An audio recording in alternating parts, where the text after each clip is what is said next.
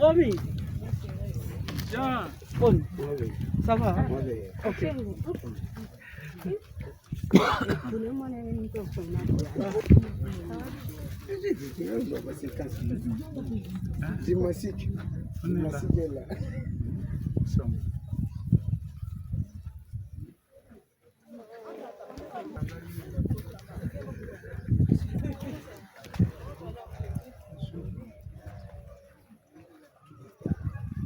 Bonjour. Ça va? Ça va? Maman. Maman.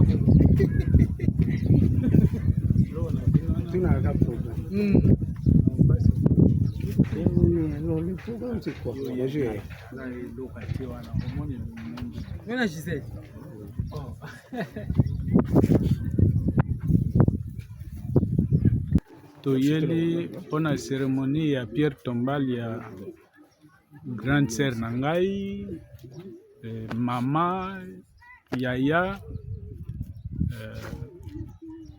Astrid Makila.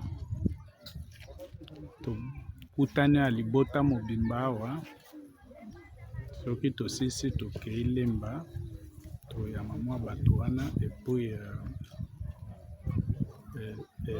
kilte pe ekozala. Voilà tous.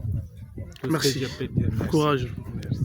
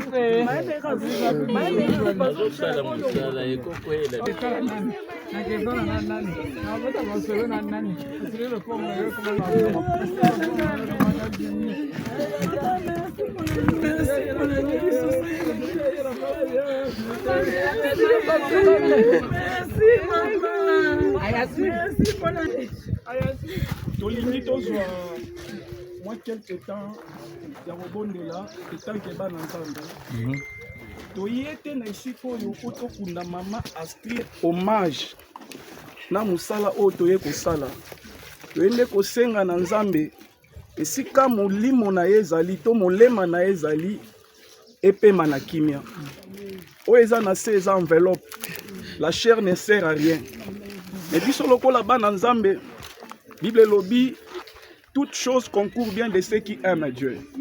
Eza pona biso occasion ya kotombola lisusu kombo nzambe ya kopesa nzambe merci na ba circonstances nyonso ezala ya esengo ezala ya pasi nzambe na biso akotikala nzambe. Amen. Amen. Kiti na bokonzi bayo Olo Yesu eko umela seko na boko zibayo mwana nzambe eko umela seko oyete ozali nzambe oyo lekilikolo na nyonso yawe Nazali kokumamela yo lokumu kembo na yo Yamba kiti na boko nziba yo Kolo Yesu oyete yozali nzambe oyo lekili kolo na nyonso yawe Azali kokumamela yo lokumu pekembo na yo Zanzambe na banzambe yo Zanzambe na banzambe oyo Zanzambe na banzambe yo Zanzambe na banzambe yo Zanzambe na banzambe yo Zanzambe na banzambe oyo Zanzambe sopanguya Zanzambe sopanguya yo Zanzambe sopanguya yo Zanzambe sopanguya o Yesu na kelaka motema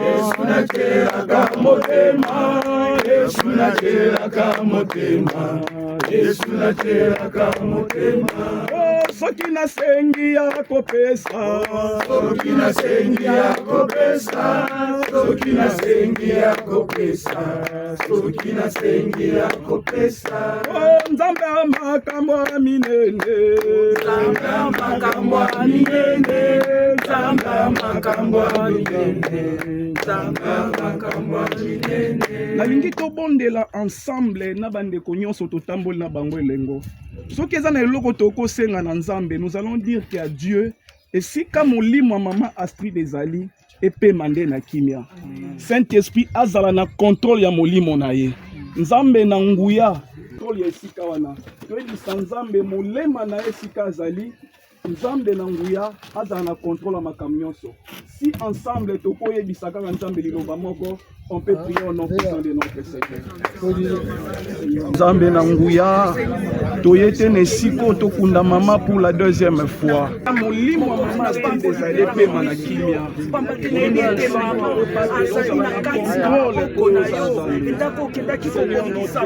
Seigneur pardon toi nous voyons que maman c'est à côté. Yango notre femme et si quoi zali nzambe o mona ye. Et si quoi zali molimo mo santo. Azala na contrôle ya makambo. Au nom de Jésus-Christ, Seigneur Zala Sikawana, lumière na yo éclairé Sika Molimo Nezali.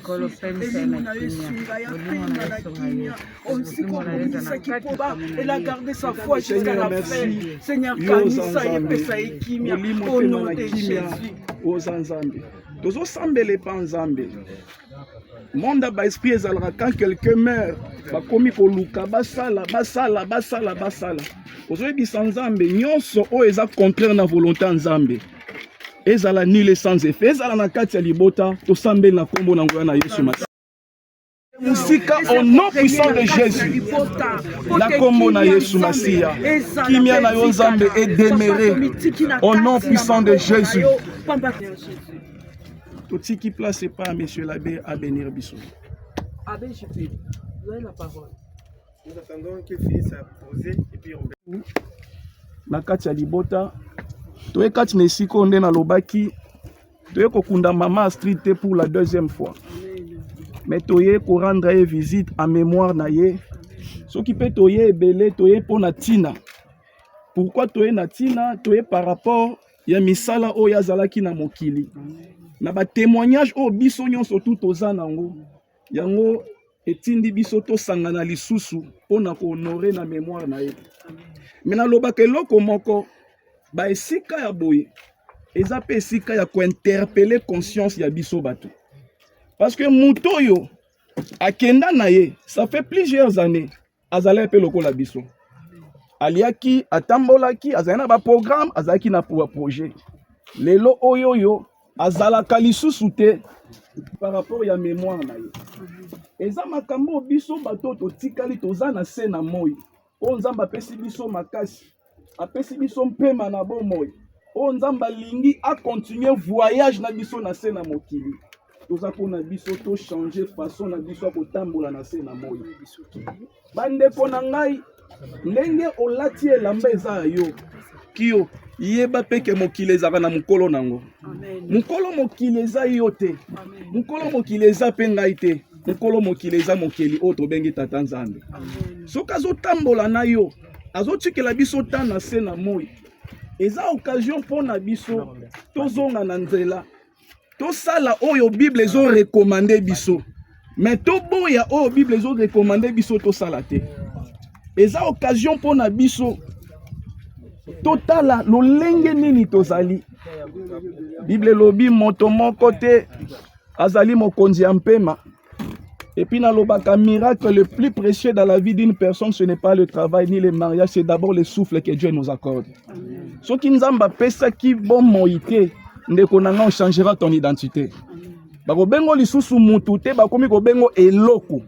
C'est que loko la nzamba sepeli alingi na makasi na biso te. A continuer voyage ko azo sala na biso. Bandeko nanga na bondeli na bolingo nzambe za occasion pour ngai na otobongola mitema na biso. Eza occasion pour ngai na otosala bolamu na se na moi. Bolamu efutaka. Bolamu ekofuta même na ba génération future. Ce qui futi yo te bolamu mama street ekofutaka bana na ye ekofutaka bakoko na ye. Na solo bango par sentiment te po biso toza bano tokoli na avenir. Tomoni ndenge mama azo bunda na vie azana kati ya ndaku azo linga te ke biloko kolia babwaka na fulu mais ba pesa ataba o bazana ngote enfin que ba consommer yango. Eza parmi ba témoignage ya makasi o biso toyebi yango. Biso nyonso tanto fani na lombi na ba quartier tobi ke biso toliaka fufu pa ba ya Joseph. À l'époque to benga ngo fufu mangai. Oyebi ki ata soko baluki na oyaga rolia fufu wana. On a nini parce que il avait l'abondance c'est pas na bango mais babanda ki pe ko consommer bango moko te banda ko kabola ngo na ba parce que ezaka nzambe na buya toye awa na mémoire ya mama par rapport ya oyo ye azalaki na oyo ye asalaki na mokili. Lelo na nzela na ye abimisi bana lelo yo baza ba licencié, baza ba médecin, baza ba avocate, beaucoup de gens baza pe libanda mboka. Eza na mawa Nzambe par rapport à ce qu'elle avait fait comme travail, nde Nzambe afuti ye d'une manière ou d'une autre. Soko ozosala bolamu Nzambe akofuta yo, akorécompense yo. Bongisa etamboli na yo na Nzambe, bongisa pe na bato aza penepene na yo. Alléluia. Po Nzambe na nguyo tobondelaka alekaka na nzela bato enfin ki asala yo malamu. Ta ba accomplissement, ba promesse mususu Nzambe aloba pona biso, mais il passe toujours par un homme pour nous faire du bien. C'est que tous en relation malamu na Nzambe, tous en na relation malamu na biso bato. Mokili eza na mukolo nango. Ndeko nanga mokili eza ya yo te. Obetaka tolo te na eloko oyo dirijaka ngo te. Un jour tango yo lalaka, Nzambe akontrolaka vie na yo. Tango lala obosana ki oza responsable. Obosana na couleur elamba oyo lati. Eza réveil te otchaka na téléphone enfin ke komiso na tongo. Eza na ange moko Nzambe atindaka po akote parmi ba vivant, parmi ba bato baza présent na kati ya mokili. Eza na ngongolo Nzambe.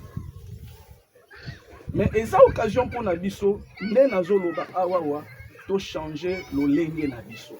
C'est important. Peut-être le loko mona ngoza na mutu ya te. Un jour okende. Mais kombo na yo mutu muswa ko se rappeler sotangi na Bible romona David asalaka ndeko mo bolamu à cause ya relation za na ngona Jonathan. Bolamu epola raté. Tozala bien na Nzambe, tozala bien na bato. Tosala bolamu ata Yesu onso toloba Jésus revient bientôt parce que la Bible c'est la vérité. Mais ce qui n'a Yesu ayete, la mort peut aussi être la fin de toutes choses pour toi. Osoyi mutakufi a retourner les sources na bon moité. Yango biso nyonso oto na tongo ya lelo na mémoire ya mama eza occasion pour na biso tozonga nde na droit chemin. Amen. Est-ce que betela Yesu maboko te? Eza occasion pour nanga. Eza pe occasion pour na yo ozonga nde na nzela. Otala lolenge na oyo ozali. Otala lolenge nini Nzamba osala yo grâce. Peut-être basusu bazungolo wana. Mutu ko tomataki nzelo tolekaki basusu bakufa nango. Ba mususu babaluka pe bakufa. Mais yo Nzamba sepelaka na moto kenda bozonga. Na mutu ko kenda bozonga. Na moni avion mawe matina Inde batu nyonso bakufi ka mutu moko abiki. C'est que tant pe ba okende ba pesa pe ka na roya na rozala ne ba mesana ka ko voyager. Nzoka mukolo wana batu bakei bazongi lisusu te. C'est une belle occasion pour nous to sala bolamu to sala malamu na batu to continuer voyage na biso na Nzambe. On ne sait jamais mukolo ye moko Nzambe aloba na kati ya bomoi. Mais lokola Yesu soki nano ayete eza occasion pour na biso to changer lolenge na biso kozala. Lolenge na biso kotambola, lolenge na biso kozala na batu, pe lolenge na biso kozala na se na moyo. Mokili nde nazo continuer koloba eza ya biso te. Mokili eza na ngo Nzambe. Obetaka tolo te na eloko oyo yo te mutu osala yango mutasala mokili eza Nzambe emo. Ayebi mukolo nini mutabotamaka. Mukolo kokufa eza kaka na agenda na ye moko Nzambe. Mais biso toujours prudent, toujours prudente car on ne sait pas les jours, on ne sait pas l'heure, on ne connaît pas dans quelles circonstances on Nzamba oko benga biso. Amen. Amen. Shalom. Shalom. Église Elengeli. Oya Mokristu komemaye te na suka. Te na bénédiction ya tombe. Yango wana tosangani awa oya kobenisa tombe ya maman Astrid. Normalement, aujourd'hui, on ferait le dévoilement. Mais comme nous avons amené tous les matériels aujourd'hui, nous sommes censés bénir cette fantaisie, c'est-à-dire ce qu'on a mis pour aujourd'hui. Comme ça, ils vont continuer leurs travaux après nous. Frères et sœurs, la Bible dit, la Genèse chapitre 3, verset 1, les âmes des justes est entre les mains de Dieu. Bon, leur mort a paru être une perte. C'est ce que la Bible dit, pour certains. Mais pour Dieu, ils sont chez lui. Parce que mon Lobby, dans Jean chapitre 14, verset 1 à 3, il dit, je m'en vais vous préparer une place. Et je reviendrai vous prendre. Pour que là où je suis, vous aussi, vous soyez avec moi. Et nous croyons que Maman Astrid est là-bas. Amen. C'est ça que nous voulons faire. Dans Ecclésiastique chapitre 38, verset 16, on dit ceci. Lorsque un mort, enfin, lorsque quelqu'un meurt, bolela, mi tuta na motema, tangi sapinzoli na misu, kundaye, me kasi, kobosa na te na kobongi samalita maye. Prenez soin, ça c'est un message que je vous transmets. Lorsque vous perdez quelqu'un, prenez soin, c'est biblique, d'améliorer, de nettoyer, de rendre propre sa tombe. Et d'ailleurs, c'est ce que les femmes ont fait le lendemain de la mort de Jésus. Verset 1. Marie de Madeleine a mis un parfum, une fleur pour aller orner la tombe de Jésus. Et parfois, nous négligeons cet aspect. On croit qu'en le faisant, on entre en contact avec le mort. Il est déjà mort. Maman est partie. Nous ne faisons que prier pour son âme. Parce que Dieu est capable de faire, même dans l'impossible, de faire le possible. Nous allons prier pour que cette tombe qui garantit pour nous la dernière demeure pour notre maman puisse être une tombe bénie et protégée par Dieu. Prions.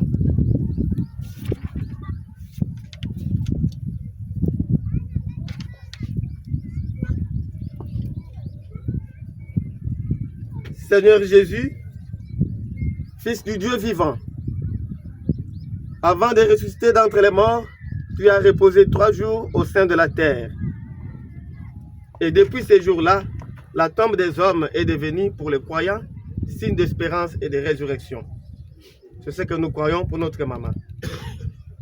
En ces jours où nous rappelons devant toi le souvenir de notre mère, de notre tante, de notre sœur, Maman Astrid Makila, nous te prions, toi qui es la résurrection et la vie.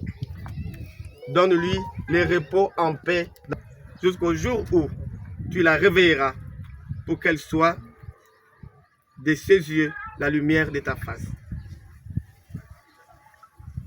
Toi qui vis et règnes, maintenant et pour les siècles des siècles. Amen. Amen. Oh paradiso banzelo bayingi saye mawandeko deko mabiso. Afin que les eaux bénites pour purifier et sanctifier cette eau. Que tout ce qui est contraire à ta volonté en recevant cette eau puisse être anéanti au nom de Jésus. Que cette eau reçoive l'effet de la grâce divine pour purifier ton enfant qui se trouve dans cette tombe. Par Jésus, le Christ Seigneur. Amen. Amen.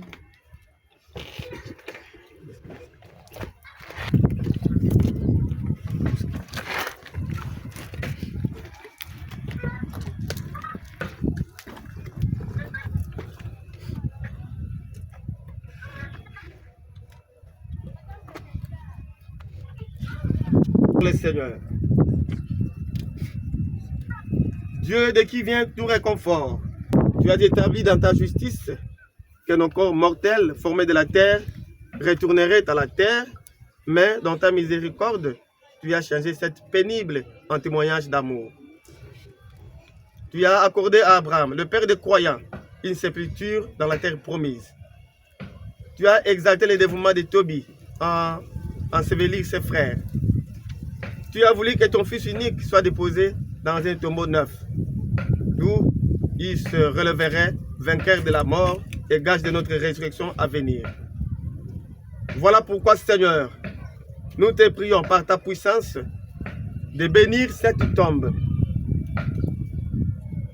construite par le main des hommes, pour recevoir les corps de ta servante Astrid. Que cette tombe soit un lieu de repos et d'espérance. qu'en ce jour, le corps de ta servante Astrid Makila repose dans la paix, jusqu'au jour où elle s'élèvera immortelle lors de la venue glorieuse de ton Fils. Qu'en ce lieu, la pensée de notre maman s'élève vers... Que de ce lieu monte vers toi la prière pour ceux qui reposent dans le Christ, en l'occurrence la prière pour notre maman. Et pour célébrer sans fait en miséricorde, nous te demandons de bénir nous tous ici rassemblés au nom du Père et du Fils et du Saint-Esprit. Amen. Bénissons le Seigneur. Nous rendons grâce à Dieu.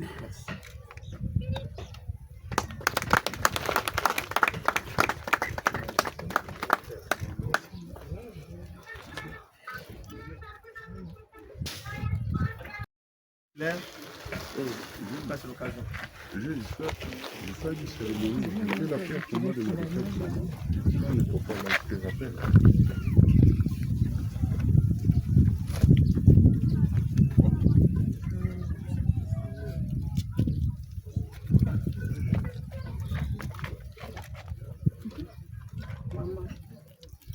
jour tu es reposé puis à tomber dans cimetière bana nyonso na oyo bazali banda mboka baye wana tokanisaki lelo topose pierre oyo. Merci mama na nyonso osalelaki biso obusanaka yo te makolo mokolo tozangaka te boya na cimetière na yo bana no baye kotala yo bota biso nyonso tosangani awa lelo mpona pose pierre tombali na yo. Mama esika okei totikaka yo te tobosanaka yo te totyakoka na losambo mokolo na mokolo pesa biso makasi longwana mipepa mabe pambola bana nyonso bapano nyonso bazalaki libanda mboka na koko na yo anete toye awa toyaki kosala mpe atombana na yo. Merci mama na nyonso osalelaki biso. Merci mwasa makasi mwasa mombongo. Merci mama tobosanaka yo te. Merci.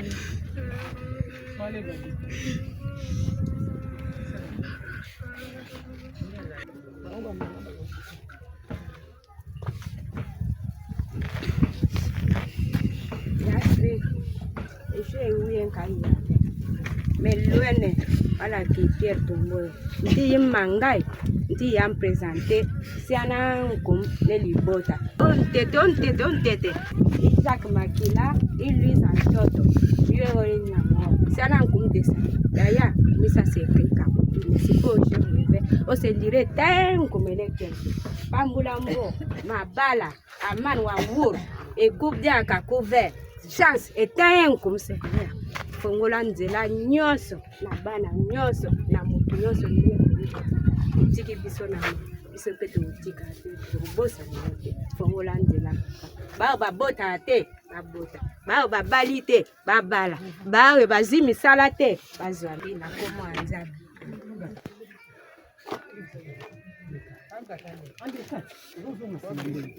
Mais venez ici.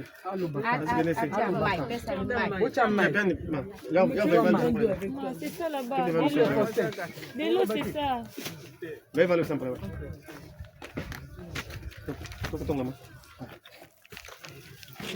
Merci. Si un indénène, c'est un qui est tombé. Minka indénène, si j'aime comme qui vient national en quinquet, et ben il y a un yen en quinquet. Quinquet ou le pays de Balen. Il y a un comme qui vient en quinquet, chéri, je fais merveille. Ah, on a eu. On est tombé. Et il y a merveille en beau. Il y a un combo, on a un malancoum. Là, je fais une chéri de Hombo Wang. C'est toi, on dirait chez. On me coûte la vie avec.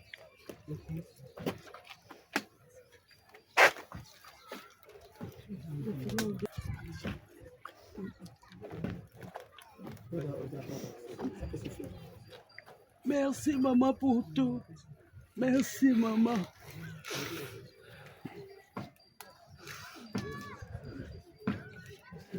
Bon.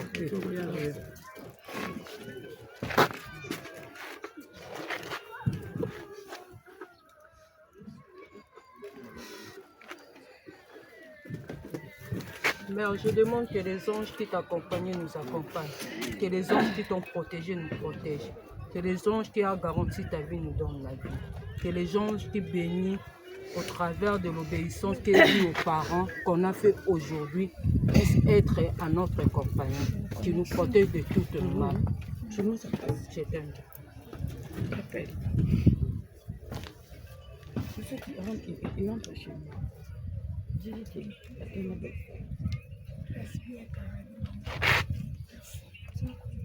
Voilà. Fin à la prise de parole, place au dépôt de fleurs. Au nom de la grande famille Cotis nationale qui sont venus derrière Dr Mollet, nous déposons notre bouquet de fleurs à l'âme de notre maman Astrid, qui doit reposer en paix. Merci.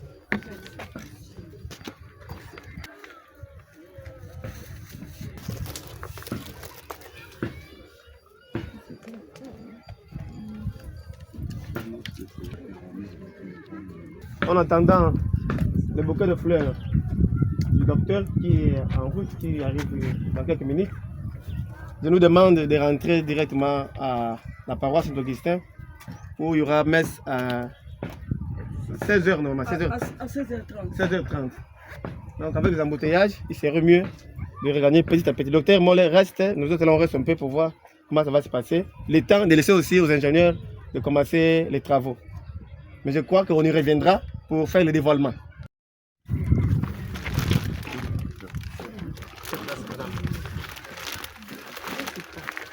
Le couple Docteur Mollet et la famille Mollet. Voilà.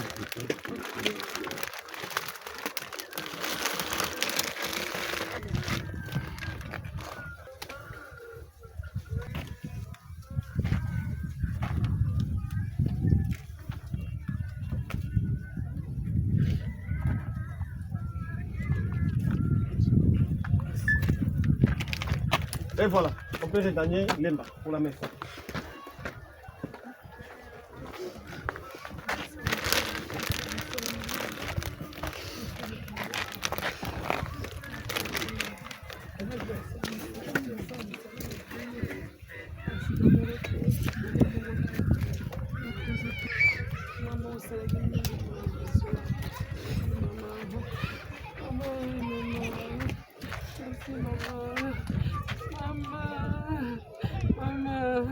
Merci maman. Merci maman pour la nuit. Merci maman. Pour accompagner le docteur Mollet qui est notre troisième parrain. Vous savez, ça fait longtemps notre maman Astrid Makila Toto était décédée. Aujourd'hui, nous sommes venus faire sa pierre tombale et nous profitons de l'occasion aujourd'hui. Nous ne l'avons pas vu, mais à travers ses œuvres, nous avons écouté et nous sommes aujourd'hui témoins de ses œuvres. Donc, à travers son fils Dr Mollet, ses œuvres continuent de vivre. C'est ainsi que nous demandons à notre Seigneur de protéger toujours l'âme de notre maman, qu'elle repose en paix jusqu'à la venue de notre Sauveur Jésus-Christ. Merci beaucoup. Merci. Écoutez, pour moi, je suis le fils de maman Astrid. Pour nous, c'est un devoir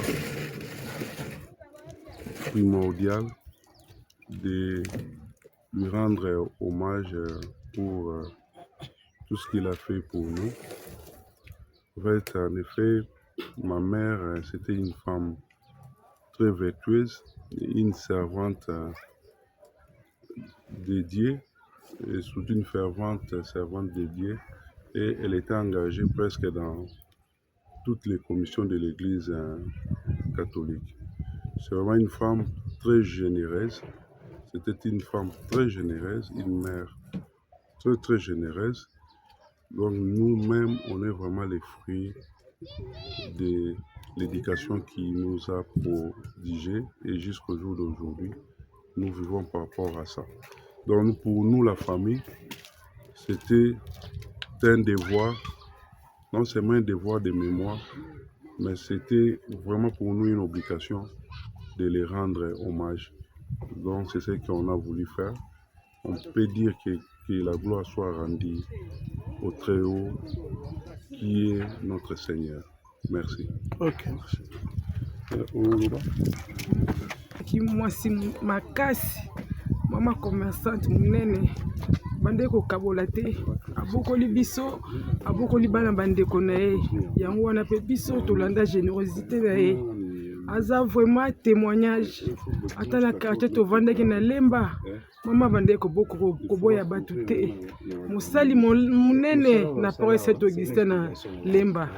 Mama azalaki na commission ebele na paroisse. Mama ye moko na Pax, mama ye moko mama catholique, mama ye moko na pastoral des malades. Mama yo bangajime ebele boye na paroisse ndenge nini? Mutu moko bangajime ebele na paroisse. Mama oketika babiloko na ba prison. Mama azalaki mwasi malamu, yango wana biso pe bana ne tolandi, yango wana ifale kaka toya kosala eloko tosali lelo. Mama asalelaki biso mingi na mombongo na ye, mwasi mobali asalelaki biso mingi ya kolobeza te, tozopesa kaka merci mama mpona nyonso oyo osalelaki biso. Mama banda kolobaki la famille est sacrée, bobebisa libota te, ata boswani boyokana. Mama azalaki motei, mama na biso azalaki modèle, mama boboto, mama plein de commissions d'église. Mama na biso akomona Nzambe pe naza na kondima, kaza na esika bien esika tata Nzambe. Po mama na biso asalaki misala malamu na se na moi, abande kokabola te. Ba famille na ye, ba famille mobali na ye batondi na ndako, mais ye azo travailler azopona te. Mama na nyonso osalaki mpona biso. Tozopesoka merci. Merci mama, mama bokoli bana nanga bakoli na maboko na ye. Lelo moko abali fete neza dimanche, mama nanga azate na lelaki mikolo nyonso. Merci mama na nyonso bande kosalela biso.